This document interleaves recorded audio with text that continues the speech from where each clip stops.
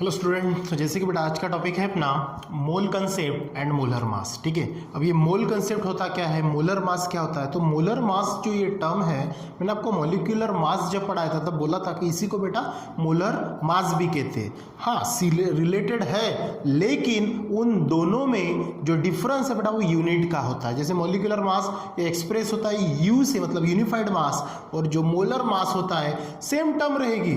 जैसे मान के चलो वाटर का 18 यू आएगा तो यहाँ पे जो मोलर मास आएगा 18 ग्राम में आएगा। तो बस यही डिफरेंस है मॉलिक्यूलर वेट या फिर मॉलिक्यूलर मास और मोलर मास में। वो अपन आगे देखेंगे बहुत सारे इक्वल और इनइक्वल कैसे, सिर्फ उनका यूनिट का फर्क है। ठीक है, तो देखो बेटा सबसे पहले यहाँ पे मोल कंसेप्ट आपको पूछा है, तो इसके पहले अपन ने देखा तो ये 1 किलोग्राम जो होता है आपका, जैसे कि 1 kg। ठीक है, 1 kg अगर देखे तो इसमें आप लगभग कितना अमाउंट चेक करते हो, 1000 ग्राम, ये उसको अपन कैरी करते हैं, बराबर है। तो ये जो मोल कंसेप्ट है ये आया कैसे, कि जो मोल है और मोल्स के अंदर में मॉलिक्यूल्स कैसे क्या इंक्लूडेशंस होते हैं वो सब आया कैसे। तो ये जो एक इटालियन साइंटिस्ट थे अमीडो एवोगाड्रो, उन्होंने इसके ऊपर क्या किया, रिसर्च किया और आपके सामने एक मोल कंसेप्ट नए रूप से लाया। ठीक है, तो उन्होंने सबसे पहले चेक किया भैया कि 1 डजन ये वर्ड अपन यूज़ करते, कहाँ का यूज़ करते, जैसे आपको बनाना खरीदना है, केला खरीदना है तो 1 डजन मतलब क्या होता है, उसके अंदर में जो उनकी क्वांटिटी होती है वो कितनी होती है, यस 12 पीस की। कितने पीस होते हैं, 12। या फिर और कुछ अपन खरीदते हैं जिसमें 12 की क्वांटिटी हो, जैसे कुछ लेडीज़ लोग वो रिंग्स वगैरह खरीदते हैं ना, जिसको अपन बैंगन नहीं सॉरी क्या बोलते हैं उसको, बांगड़ी वगैरह बोलते हैं ना, तो वो ठीक है। तो वो क्या होता है, 12 की क्वांटिटी है तो उसको अपन बोलते हैं बेटा डजन। ठीक है, एक डजन का मतलब क्या होता है, 12 पीस या फिर 12 सब्सटेंस का अमाउंट, उसको 1 डजन बोलते हैं। ठीक है, तो ये वहाँ पे क्लियर हो गया। फिर उन्होंने बोला भैया कि 1 ग्रॉस ये क्या होता है, बराबर है। अब ये जो 1 ग्रॉस होता है तो 1 ग्रॉस का मतलब होता है बेटा 12 डजन।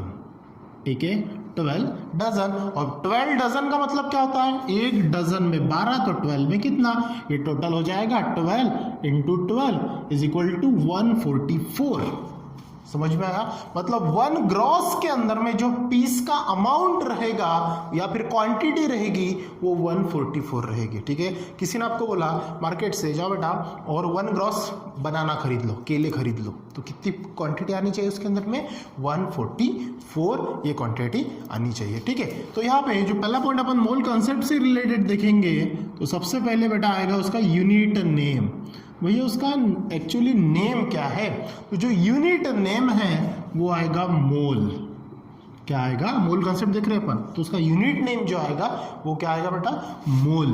क्या आएगा, मोल। ठीक है, पहला पॉइंट क्लियर हो गया। बाद में उसका जो सिंबल आएगा, किसका, मोल का सिंबल जो आएगा वो प्रोनाउंसिएशन देखो सेम टू सेम आएगा, लेकिन लिखते समय MOL लिखना पड़ेगा आपको, या फिर आपको ध्यान में रखने के लिए अपन क्या बोल सकते हैं, यूनिट नेम मोले, MOLE मोले ऐसा बोल सकते हैं, और ये MOL सिंबल मोल, ये चीज ध्यान में रखना पड़ेगा। ठीक है, तो कंफ्यूजन नहीं होना, mole it is a unit name and MOL mole is a symbol. ठीक है, देयरफॉर बाद में एक चीज ध्यान रखना, 1 मोल की जो वैल्यू है, मैं आपको ये पहले इसके लिए बता रहा हूं ताकि बाद में अपन जो ये 1 मोल की वैल्यू निकालेंगे, है ना, मैंने तो बता दी कि ऐसी ऐसी वैल्यू आई कैसे, वो भी आइडेंटिफाई होना चाहिए ना।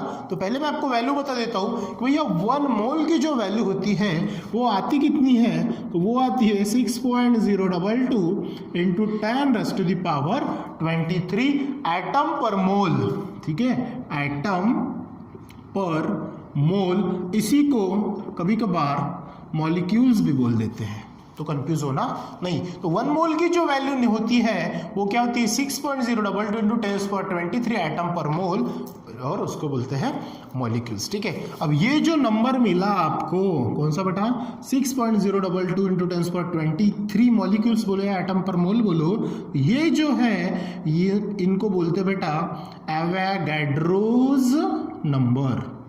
क्या बोलते हैं इसको, एवोगाड्रोस नंबर, या फिर एवोगाड्रोस कांस्टेंट भी कहा जाता है। एवोगाड्रोस नंबर बोलो या फिर एवोगाड्रोस कांस्टेंट बोलो, और इसी को रिप्रेजेंट करते हैं, इसी को जो रिप्रेजेंट करते हैं ये capital N to the base A से उसको शोन अप करता है। ठीक है, किससे रिप्रेजेंट करते हैं? Capital N to the base A, मतलब एवोगैड्रोस नंबर। पॉइंट समझ में आया? अब इसकी डेफिनेशंस क्या होती है वो देखते हैं। अगर आपको डिफाइन करना है कि भैया मोलर मास या फिर 1 मोल इज इक्वल टू कितना होता है, तो सिंपल सी बात है कि वो जो वैल्यू निकाली अपन ने एवोगैड्रोस नंबर, क्या निकला बेटा? 6.022 इंटू 10⁻23 मॉलिक्यूल्स या फिर एटम पर मोल। ठीक है, अब ये जो वैल्यू डिसाइड किया एवोगैड्रो ने, तब जब अपन उसका मोलर मास या फिर मॉलिक्यूलर मास ये जब निकालते थे, तब हम लोगों ने क्या किया था? एक स्टैंडर्ड माना था। कौन सा बेटा? आइसोटोप्स में से C12 सिलेक्ट किया था, और वो जो स्टैंडर्ड मान के उसका मोलर मास और उसका मोल कंसेप्ट भी एक दूसरे के साथ में रिलेटेड करके जो वैल्यू निकली, वो निकली आपकी 1 मोल की, मतलब एवोगैड्रोस नंबर की। ठीक है, तो वो कैसे? देखो डेफिनेशंस क्या बोलती है? 1 mole is the amount of substance. किसी भी सब्सटेंस का अगर अपने को 1 मोल लेना है, इसका मतलब ये चेक करना है कि वो 1 मोल सब्सटेंस के अंदर में वो सब्सटेंस के कितने पार्टिकल्स और मॉलिक्यूल्स प्रेजेंट है। ठीक है, तो क्या बोला? 1 mole is the amount of substance that contains, उसके अंदर में उसके कितने क्वांटिटेटिव, जिसको एंटिटीज बोलते हैं, कितने उसके पार्टिकल्स प्रेजेंट है, contain as many entities. Many मतलब एक से ज्यादा उसके कितने पार्टिकल्स वहां पे प्रेजेंट है, और पार्टिकल्स कितने अमाउंट, कितनी क्वांटिटी में वहां पे 1 मोल के अंदर में उसकी कितनी क्वांटिटीज प्रेजेंट है, ये चेक करना है। As there are atoms in exactly 12 gram of the carbon atoms of C12 isotopes. जो अपने C12 आइसोटोप्स लिया, मान के चलो, तो ये जो चेक करना है कि भैया ये वैल्यू आई कैसी, तो उन्होंने क्या किया? जो अपने स्टैंडर्ड सिलेक्ट किया था उसी का सहारा लेके वो सब्सटेंस लिया, उसका मास लिया, और उसके सब्सटेंस को चेक करके जो पार्टिकल्स मिले उसी की वैल्यू उन्होंने क्या की? अपनी एवोगैड्रो नंबर से शो की। फिर से देखिए फट्टा से definition. 1 mole is the amount of substance, जो भी सब्सटेंस अपन लेंगे उसका 1 मोल अगर आपको लेना है, दैट कंटेन, इसका मतलब उसके अंदर में है एज मेनी एंटिटीज, बहुत सारे उसके पार्टिकल्स प्रेजेंट रहेंगे, और particles as there are atoms in exactly 12 gram of the carbon 12 isotopes. तो आपको चेक करना है। ठीक है, अब जैसे अपन एग्जांपल देखेंगे आपको फट्टा से समझ में आ जाएगी। जब भी आपको 1 मोल आपको निकालना है बेटा, तब एक फॉर्मूला वहां पे आप समझ लो पहले। ठीक है, आई थिंक ये फॉर्मूला आपको लोअर क्लासेस में हुआ है, 11th की टेक्स्ट बुक में दिया है कि आप चेक कर लेना थोड़ा सा। ठीक है, जो फॉर्मूला आता है किसका बेटा? 1 मोल का। जो भी फॉर्मूला अगर आपको निकालना है, ये 9th क्लास में आपका हो चुका है। 9th क्लास में आपका बेटा 4th नंबर का चैप्टर है मेजरमेंट ऑफ मैटर, उसमें आपको ये यूजेबल होगा और दिखेगा भी। तो फॉर्मूला क्या आएगा? नंबर ऑफ, फॉर्मूला जो मेजरमेंट में है वहां पे आपको कंसेप्ट दिया कि भाई ये मोल कंसेप्ट निकालते कैसे, तो number of moles of substance, numbers of moles of substance, ये आपको निकालना है, number of moles of substance. और ये जो शो करते हैं, ये स्मॉल n से शो करते हैं, इक्वल्स टू, अब आपको क्या मिलेगा? इसका फॉर्मूला। ठीक है, ये मैं आपका लोअर क्लासेस का फॉर्मूला आपको बता रहा हूं ताकि आपको इजी हो जाए कि फट्टा से निकालते कैसे। फिर लोअर क्लासेस का इन शॉर्ट वाला फॉर्मूला, दोनों फॉर्मूला मैं आपको बताऊं ताकि जो प्रॉब्लम अपन आगे सॉल्व करेंगे तो आपको फट्टा से वो क्लियर हो जाए। तो यहाँ पे लिखना पड़ेगा आपको मासेस ऑफ सब्सटेंस इन ग्राम। ठीक है, जो सब्सटेंस लेंगे अपन उसका क्या लेंगे? मास of substance, mass of substance in grams. ठीक है, या फिर किलोग्राम में लिया तो भी चलेगा, कोई बात नहीं। ठीक है, अपॉन वो सब्सटेंस का आपको क्या लेना पड़ेगा? मॉलिक्यूलर मास लेना पड़ेगा। ठीक है, किसका? वो सब्सटेंस का, मतलब ऑफ सब्सटेंस। ठीक है, ये चीज ध्यान में रहेगी। और जो भी आपको मिलेगा, मतलब जो सब्सटेंस आपको मिलेगा वो आपका क्या रहेगा बेटा? 1 मोल की वैल्यू। और दूसरा फॉर्मूला इन शॉर्ट अगर अपन देखते हैं किसके लेवल से, 11th या फिर प्रॉब्लम सॉल्विंग लेवल से, तो सिंपल सा एक फॉर्मूला, क्या निकालना आपको? मोल निकालना है। मोल निकालना है तो अपन सीधा फॉर्मूला यूज करेंगे, मास अपॉन मोलर मास। ये एक दूसरा फॉर्मूला है।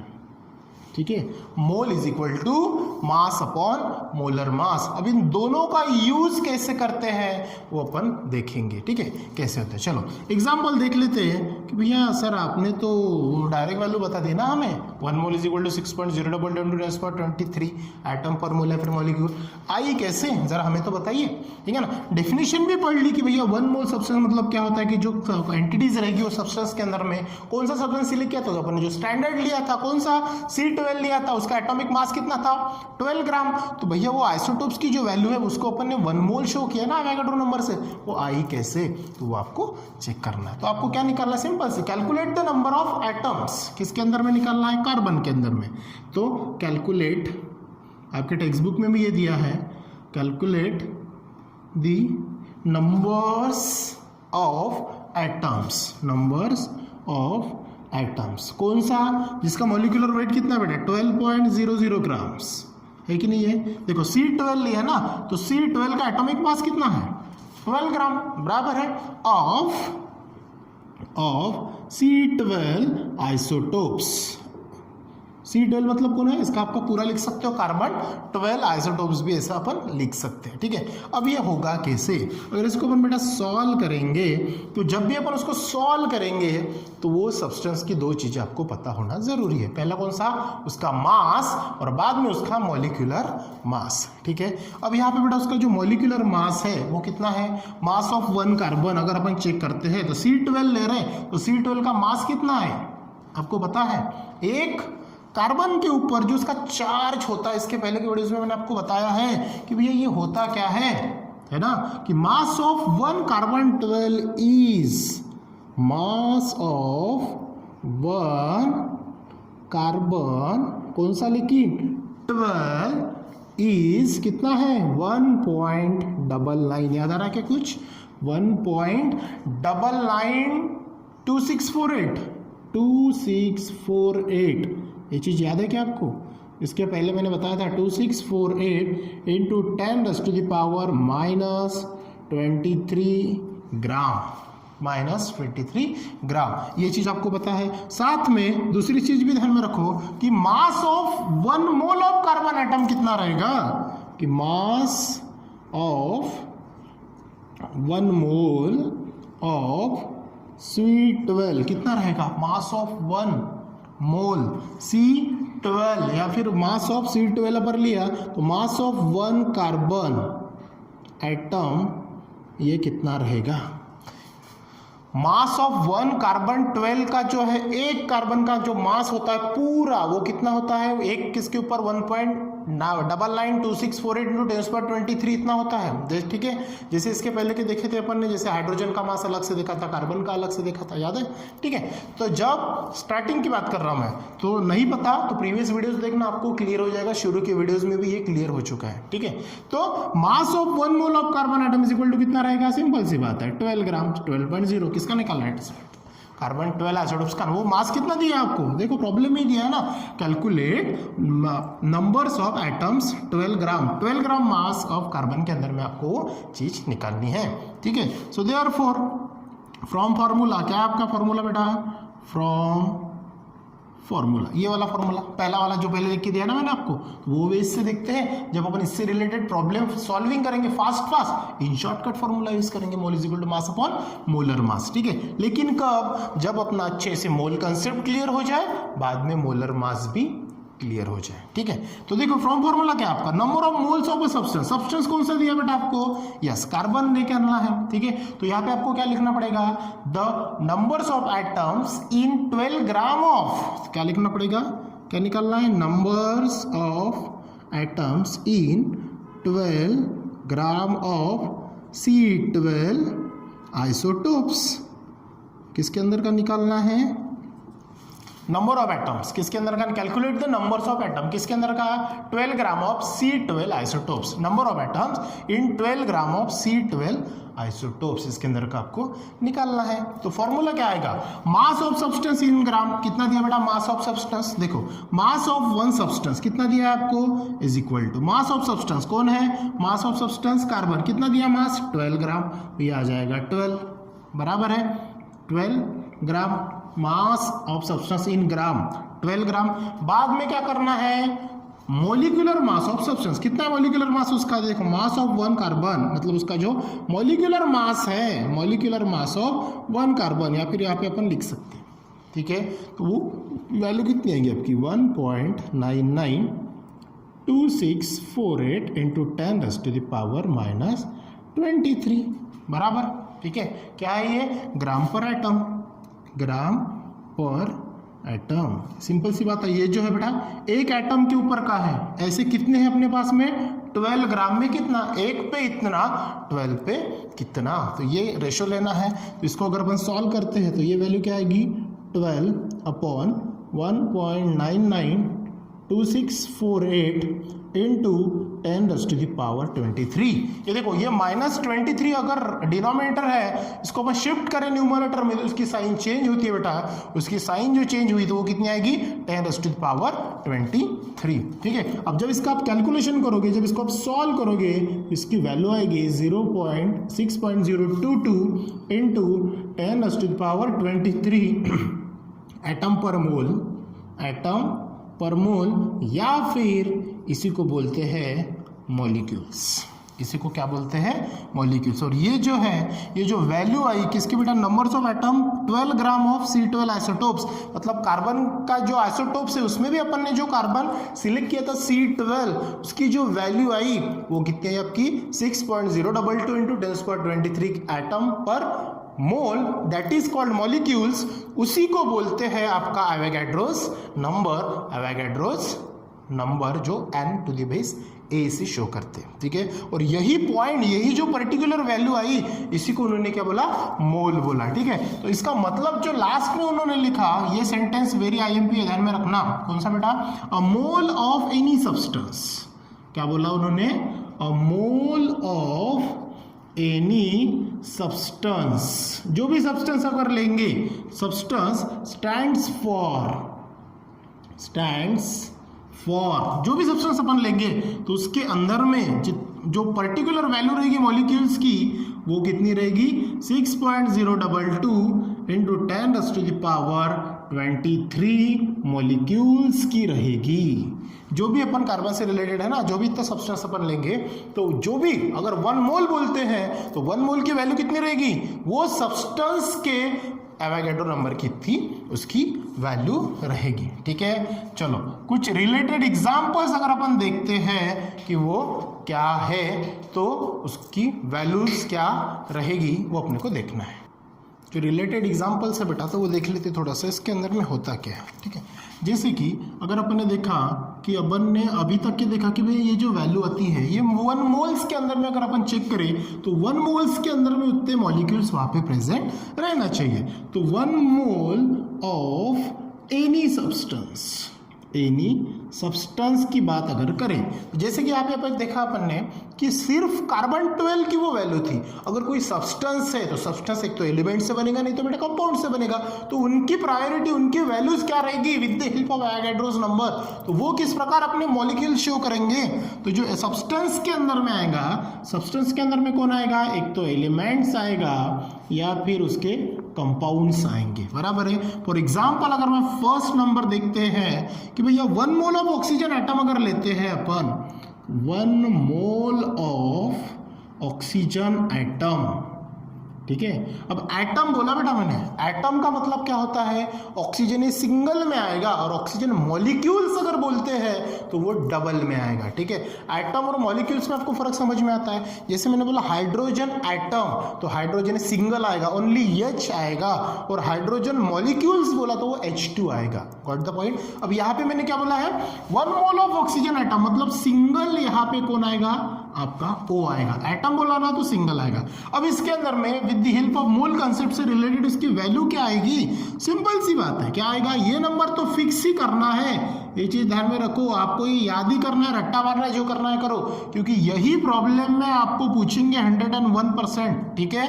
तो क्या वैल्यू रहेगी 6.022, पूरी वैल्यू होती है, लेकिन बस इतना ही ध्यान में रखना, 6.022 इंटू 10⁻23 एटम पर मोल या फिर मॉलिक्यूल्स। अगर उसकी पूरी वैल्यूज अगर देखते बेटा, तो वो बोथ मतलब ये जाती है 6.022 1367 इतनी लॉन्ग टर्म्स की वैल्यू जाती है। जब इसका आप कैलकुलेशन करोगे तब आपको ये मिल जाएंगे वैल्यू, ठीक है। यहाँ पे 1367 भी और ऐड हो जाएगा, ठीक है, लेकिन उतना निगलेक्ट कर देना। तो पॉइंट के बाद 3 टर्म्स लेना 6.022। तो यहाँ पे क्या होगा, 1 मोल ऑफ ऑक्सीजन एटम अगर अपन चेक करते हैं तो उसके अंदर मॉलिक्यूल कितने रहेंगे भैया, स्टैंडर्ड जो है तो उतना तो लेना ही पड़ेगा, कितना 6.022 इंटू 10⁻23 प्लस 23, गलती से माइनस नहीं लिखना, ठीक है। क्यों प्लस आया, देखो यहाँ पे डिनोमिनेटर का -23 अपन ऊपर शिफ्ट किया तो +23, ठीक है। तो ये क्या होगा, एटम्स ऑफ ऑक्सीजन, साथ में क्या लिखना पड़ेगा, एटम्स ऑफ ऑक्सीजन। जो भी ऑक्सीजन के एटम्स रहेंगे, जो भी ऑक्सीजन के एटम्स निकलेंगे, जो भी सब्सटेंस दिया रहेगा, तो यहाँ पे ऑक्सीजन है सब्सटेंस दिया, जो भी एटम्स रहेंगे किसके, ऑक्सीजन के, उसके साथ में 6.02223 ये रहेगा। मीनिंग समझ में आया। चलो दूसरा एग्जांपल देखते हैं। 1 मोल ऑफ ऑक्सीजन मॉलिक्यूल। अब मैंने बोला ऑक्सीजन मॉलिक्यूल, तो यहाँ पे क्या होगा, मॉलिक्यूल मतलब कौन आएगा बेटा, O2, ठीक है। मॉलिक्यूल मतलब क्या आएगा, O2। अब यहाँ पे भी क्या होगा, सेम टू सेम 6.022 इंटू 10⁻, क्या आएगा 10⁻23 मॉलिक्यूल ऑफ ऑक्सीजन। किसके molecule, molecule of oxygen. Point समझ में आया, ठीक है। 1 मोल ऑफ ऑक्सीजन मॉलिक्यूल निकालना है। 1 मोल मतलब कितना, 6.022 इंटू 10⁻23 ये रहेगा ही रहेगा, साथ में जितने उसके मॉलिक्यूल्स उसके साथ में ऐड कर देना। Got the point. मतलब जब भी अपन उसकी प्रॉब्लम सॉल्व करेंगे तो सबसे पहले बेटा उसके कॉन्स्टिट्यूएंट पार्टिकल्स निकालना पड़ेगा, मल्टीप्लाई बाय 1 मोल करना पड़ेगा, तब जाके वो पर्टिकुलर सब्सटेंस के मॉलिक्यूल्स आपको आइडेंटिफाई होंगे। कैसे होंगे अपन विद एग्जांपल देखने वाले हैं, don't worry. Now third example अगर अपन देखते हैं, फिर थर्ड पॉइंट अगर बोलते हैं तो 1 मोल ऑफ, अगर ये तो हो गया बेटा एटम मॉलिक्यूल, मान के चलो मैंने कंपाउंड ले लिया कोई, ठीक है, या फिर कोई मिक्सिंग सब्सटेंस ले लिया, 1 मोल ऑफ वाटर मॉलिक्यूल ले लिया, 1 मोल ऑफ वाटर मॉलिक्यूल। अब वाटर मॉलिक्यूल का फॉर्मूला क्या है, यस H2। तो यहाँ पे क्या होगा, सिंपल सी बात है, वही अपनी कौन सा 6.022 इंटू 10⁻23 क्या, मॉलिक्यूल ऑफ वाटर। क्या लेना पड़ेगा आपको यहाँ पे, मॉलिक्यूल ऑफ वाटर। पॉइंट समझ में आया। और एक कोई ले लेते हैं, फोर्थ एग्जाम्पल फट्टा से, 1 मोल ऑफ इलेक्ट्रॉन अगर लिया। अब इलेक्ट्रॉन के ऊपर का आपको 1 मोल निकालना है, तो क्या करने हैं, सिंपल सी बात, 6.022 इंटू 10⁻23 ऑफ इलेक्ट्रॉन। जो भी इलेक्ट्रॉन दे रहेंगे उतना उसके साथ में 1 मोल का आपको ये पर्टिकुलर वैल्यूज उसके साथ में ऐड करनी पड़ेगी, ठीक है। ये जो था बेटा आपका मोल कंसेप्ट से रिलेटेड पूरा टॉपिक, आई होप कि आपको समझ में आया होगा। क्या है ये 1 मोल, क्या होता है, सिंपल सी बात है, उसका यूनिट नेम मोल, सिंबल मोल। 1 मोल की वैल्यू कितनी होती है, 6.022 एटम पर मोल, उसी को मॉलिक्यूल्स बोलते हैं, उसी को पर एवोगाड्रोस नंबर या फिर एवोगाड्रोस कांस्टेंट भी कहते हैं। उसकी डेफिनेशंस, उसकी वैल्यू कैसी है, ये सब अभी तक के अपन ने देखा। नाउ मूविंग फॉरवर्ड, नेक्स्ट जो पॉइंट है आपका वो कौन है बेटा, आपका मोलर मास। कौन है, मोलर मास। ये बहुत ही इजी टॉपिक है, इसमें ज़्यादा कुछ टेंशन है नहीं। मोलर मास और मॉलिक्यूलर मास ये सेम है, बस यूनिट का फर्क है। तो बेटा जो मोलर मास जो है, इसकी डेफिनेशन अगर अपन देखते हैं तो यहाँ पे क्या आएगा, molecular mass express in gram, molecular mass express in gram. अभी तक क्या अपन ने देखा कि ये जो मॉलिक्यूलर मास है ये यू में शो होता है, यू मतलब क्या होता है, यूनिफाइड मास, लेकिन उसका जो मोलर मास है वो ग्राम में शो होगा। In the molecular mass express in grams is the molar mass, ठीक है, इज द मोलर मास, ठीक है। ये पहली definition.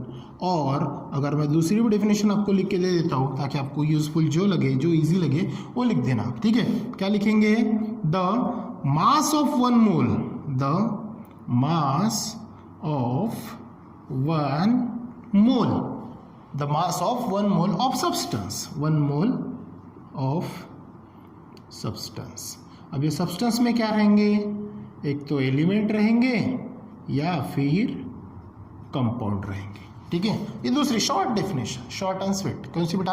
The mass of 1 mole of substance, चाहे वो एलिमेंट रहे, चाहे वो कंपाउंड रहे, चाहे एलिमेंट रहे, चाहे कंपाउंड रहे, उसके अंदर में उसका मास कितना रहेगा, लेकिन वो भी किसमें? इन ग्राम में, that is called molar mass. For example अगर देखते हैं, फर्स्ट एग्जाम्पल अगर अपन देखते हैं बेटा, पहला वाटर, ठीक है। अब वाटर का मॉलिक्यूलर मास आपको तो पता है कैसे निकलता है, हाइड्रोजन के 2 मॉलिक्यूल्स है, 2 × 1 2, और यहाँ पे ऑक्सीजन का कितना होता है 16, ऐसा टोटल करें तो वो कितना होता है बेटा आपका 18U, बराबर है। अब ये इसके पहले अपन ने निकाला है ना मॉलिक्यूलर मास, तो ज़्यादा डिटेल में ना जाते हुए मैं शॉर्ट बता रहा आपको।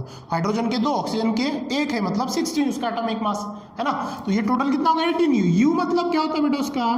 Molecular mass. U मतलब क्या होता है उसका? मॉलिक्यूलर मास होता है, बराबर है। अब यही अगर अपने को मोलर मास में एक्सप्रेस करना है तो H2O का कितना है ये 18, बराबर है। लेकिन 18 किस में अपन करेंगे?